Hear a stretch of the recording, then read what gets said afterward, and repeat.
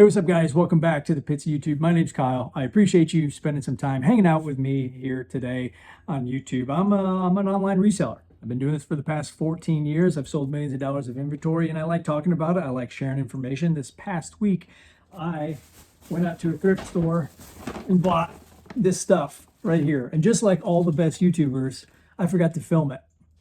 Like if you're not filming your merch and your pickups, are you even a YouTuber? Are you even a reseller, bro?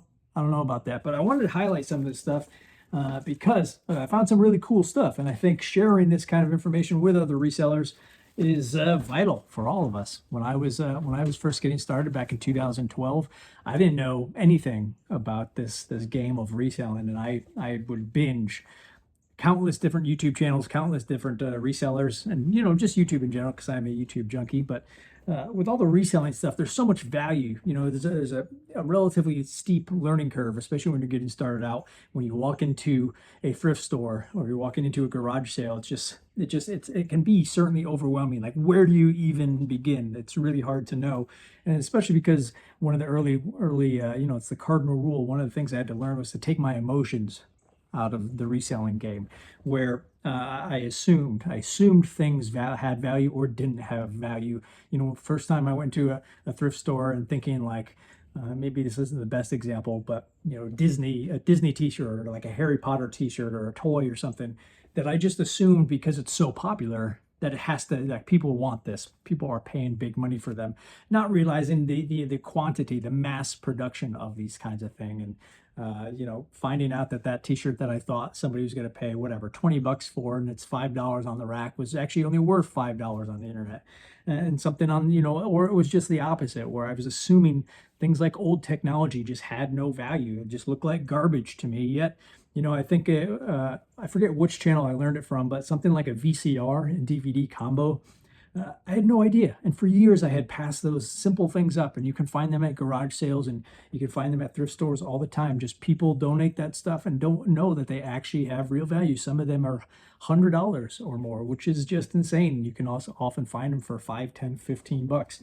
So it's just like all this assumption that we do as resellers about things' value. Until you really get experience doing this, there's just a lot of assumptions that are made on the value. So anyway, I think there's just so much value in lessening that steep learning curve in when the resellers, when we share out there, because it's like one of my favorite things to do is just see what people are picking up out in the wilds, and especially what is selling and for the amount that it sells for. So first up, after I play with this plastic bag, just to hurt your ears, we got this Living Language Spanish. This was for $10 out in the wilds, and this all came from the same thrift store.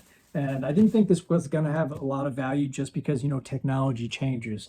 But this particular thing, anytime anything has a barcode like this, I've talked about this multiple times in the past. It's only $50 originally, but I looked this up on Amazon, and it scanned for, if I recall correctly, just under $80 brand new. So I paid 10, and I'm going to make I don't know, 40 to $50 on something like this. But I just assumed with all like the apps and technology, that all the different ways to learn language, that I wouldn't assume that something like an old style, whatever these are, books. I'm guessing these are books and maybe like a CD set or something. This is from 2011. It's kind of outdated. But I assumed that it just didn't have or wouldn't have much value, and I'm wrong. Pretty good. Muy bueno. Yeah, see? I'm learning already. Then we got one of these Epson ink cartridge thingamabobs, and I only paid $2.99. And I got a comment. I talk about, I don't know, every 5 videos or so, I find ink out in the wilds. And every time I do, it seems to be people are putting in the comments that they just don't find ink, that it's not like a real thing for them that they find on the wilds. And it's strange to me because I find them no matter where I go. I go on a ton of road trips across the country, and I find ink and toner across the country. So just keep an eye out. Sometimes it is hard to find because they put it in those large bucket, riffraff and miscellaneous items.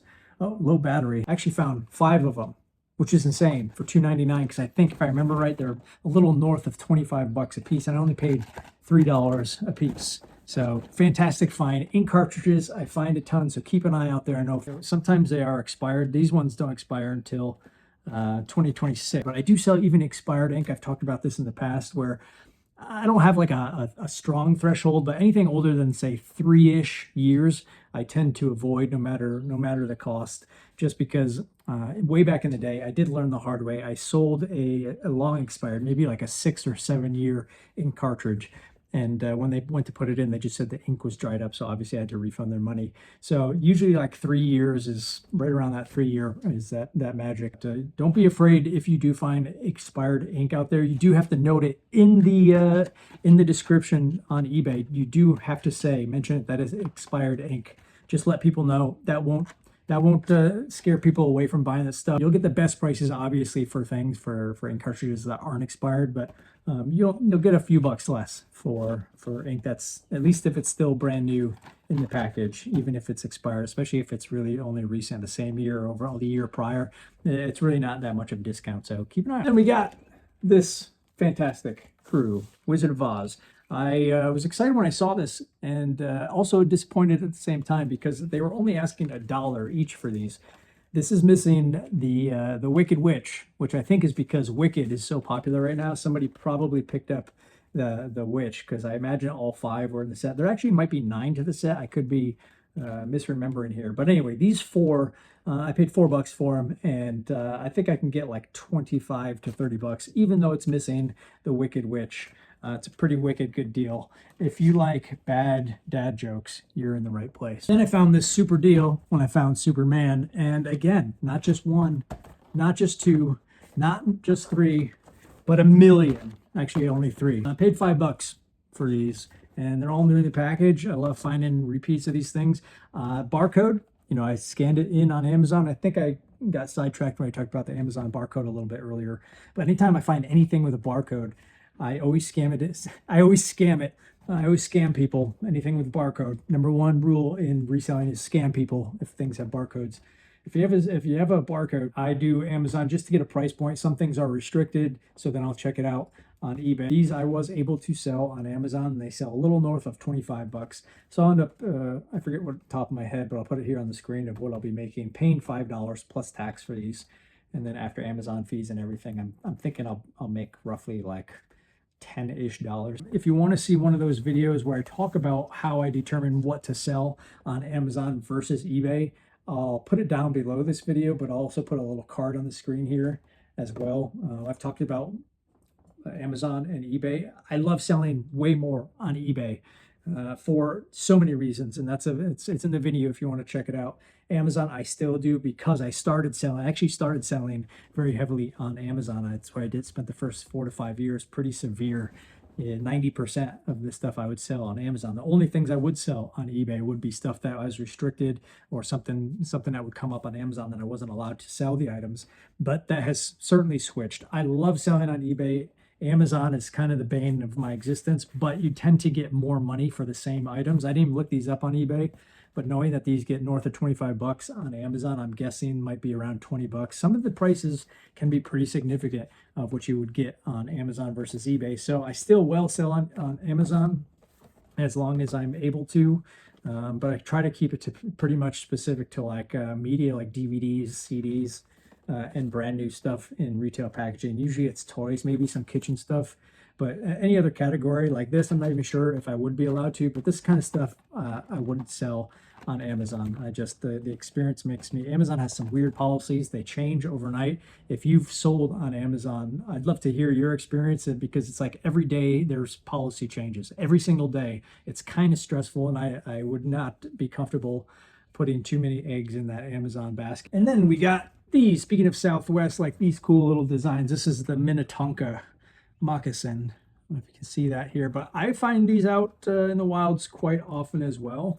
And depending on the kind of design, if these were plain, if they didn't have these cool beads, they wouldn't be worth as much money. I think if they were just regular flats out there and they were missing the beads, I might have not picked them up, because they were $7, which is a little steep for this. But again, it's a good solid brand with a good reputation, reputable brand. And the fact that it has the beads actually makes them a little bit higher in value. So I think I can get almost 30 bucks, like 25 to 30 bucks. And then finally, we picked up a cassette. Best find of the day. So I got this for 50 cents. I talk about this every so often, whenever I find one of these old sealed media, I pick these up. 50 cents was actually the ceiling that I will pay for something like this, 50 cents.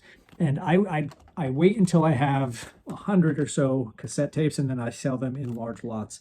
You probably could sell them less than, but I like to wait until I get these huge lots, and then I usually can at least get $1 per tape in these large lots. This is a IEC Type 1 tape.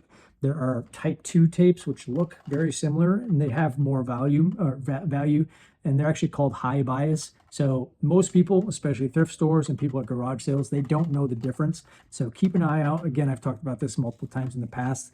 If you can find, these are Type 1, these are the most common tapes, these are the cheapest tapes. But if you can find one that says Type 2, they're not like super rare, and they will look very similar. It'll say Type 1, and it will say, this says normal position, and they'll say high bias on them. And then there's actually also metal tapes out in the wilds, and some of those can be worth $50, $25, $100 each. And you can find those, and a lot of people don't know the difference, so keep an eye out. Anyway, I bought this for 50 cents. I'm going to add it to the pile. Actually, I'm going to bring you right in to the goblin lair and show you real quick of what I'm talking about. Grab that tape. So in here, this is where the goblins are. In here, you can see this is where I put new media and stuff that basically media that I'm kind of holding on to sell later on. This is just like Barney stuff that I'm going to lot, because Barney stuff, whether you know it or not, actually has some real value. So this is just stuff for collecting for Barney. I'm collecting an old horror VHS to lot up at some point. And again, same with these tapes. I pick these up whenever I find them. Again, 50 cents is about the max that I'll pay for these. And once I get, I should probably count and see how many I do have right now, but once I get a large enough lot of these, maybe 20 to 25 tapes or so, I'll lot them up. You can even mix the brands and everything. If you find enough of the same brand, you can sell like 6 or 10 of these Maxell tapes altogether. My battery's dying here. So, just storing stuff in here. You can see lots of new blank media. I don't know if I have any Type 2 tapes in here or not. Yeah, high bias. This is just what we were talking about. See, it says high bias. It'll say Type 2. I don't know if you can see that, but this is actually worth a little bit more than this Type 1. As you can see, the brand, same brand, Type 2 and a Type 1.